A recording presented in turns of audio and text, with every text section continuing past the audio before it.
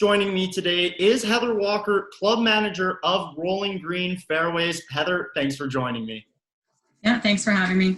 Now, Heather, you guys opened up on May 7th. What have you seen so far this season, between feedback and just watching different golfers on the course this year? Well, I think the biggest thing is it almost feels like it's a Saturday every day right now, and that's been a common comment that people have made. Everybody's got an adjusted work schedule, so our normally quiet times are not quiet right now, and combining that with learning and trying to implement all of the new restrictions and protocols and stuff in place, it's kept everybody on their toes for sure. But it's been good. I mean, people are just excited to be able to be outside in whatever capacity they can be and chase a ball around a course for a few hours. So. Now, I know a lot of people, I guess you could say, fought for golf back this summer. There was the big petition going around for Alberta golf. Have you noticed, I guess, people are really just happy to be back on the course? Oh, for sure. It was interesting to watch the trend and the petitioning that was happening. It seemed like it was about a 50-50, viewpoint on that, I guess. It seemed like 50% were like, it's absolutely not an essential service. And then the other 50, it absolutely was. And it really went back and forth with that. But at the end of the day, I think it's a personal choice. And if it helps you get out of the house and have a better headspace, then, there's a lot of things we can do to make it as safe as we can for our customers coming onto the course. So. Now, Heather, what are a couple different protocols you guys have to follow? Different things like we've seen courses with their cups out of the ground. Obviously, couple different courses with riding in carts, different things like that. Yeah, so we have about 3 to 4 pages of different suggestions. Some are requirements, some are suggested protocol. I would say the biggest ones that we really want to emphasize that we are, that I'd say people maybe sometimes have the most difficulty understanding or wanting to comply with is that it's absolutely one rider to a golf cart. There is no leeway on that unless you live with that person, and we're willing to take different forms of proof that you live with that person, whether it's bills in your names, matching licenses, a lease agreement, something that shows that you reside together. There's been lots of people trying lots of different arguments to try to get away with it. But I mean, we don't want to be responsible for letting something slide that ultimately at the end of the day shuts down everybody. So we are going to strictly enforce that.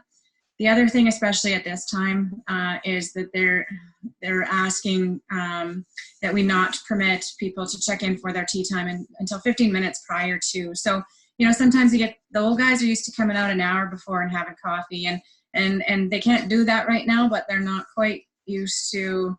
They're still coming out and having a hard time understanding that we can't check them in until that 15-minute window.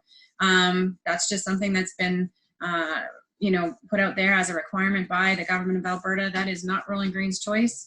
That is not what we want to implement. We want to provide better service to our guests, and we can't wait until we can.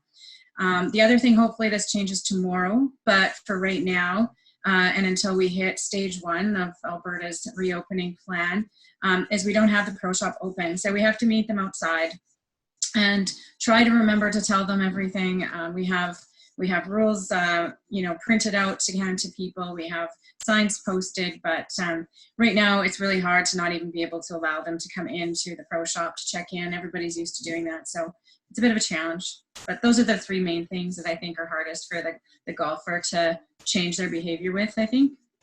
Now, you mentioned obviously people coming in or used to waiting that hour before their tee time. Have you talked to any of them? And, what, I guess, with these changes, how have they reacted to that?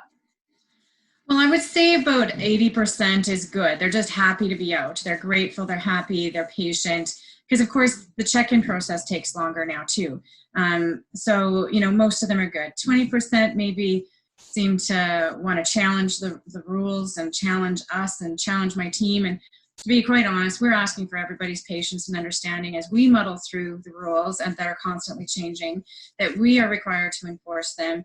You know, it's not us trying to be mean to the public or try to rip them off or anything like that. It's we're asking for patience and understanding because we're all trying to just do this together and keep us open and keep everybody open, right? So, yeah, so that's I'd say it's about an 80-20.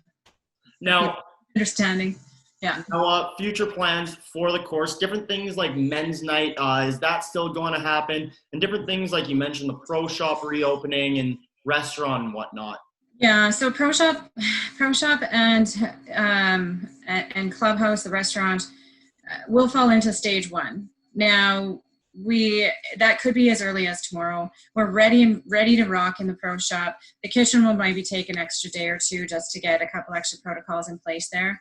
Right now we do have takeout or curbside pickup. They can call into the pro shop, place their order. It'll be prepared for them and we'll either bring it out to them or they can pick it up. I can't wait till we can have a men's night again and a ladies' night again. Right now it's not permitted, and again, not by our choice by any means. We've put a lot of thought into how and what a men's night will look like and what a ladies' night will look like when we can go ahead. Obviously, it's likely that the banquet portion will not happen.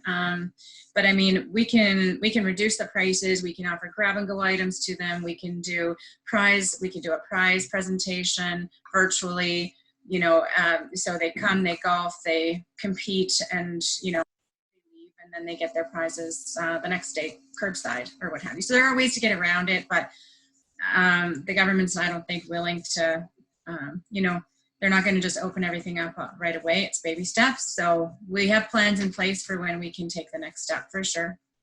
Well, Heather, I appreciate you taking this time with me. This was Heather Walker with Rolling Green Fairways. Yeah, awesome. Thank you.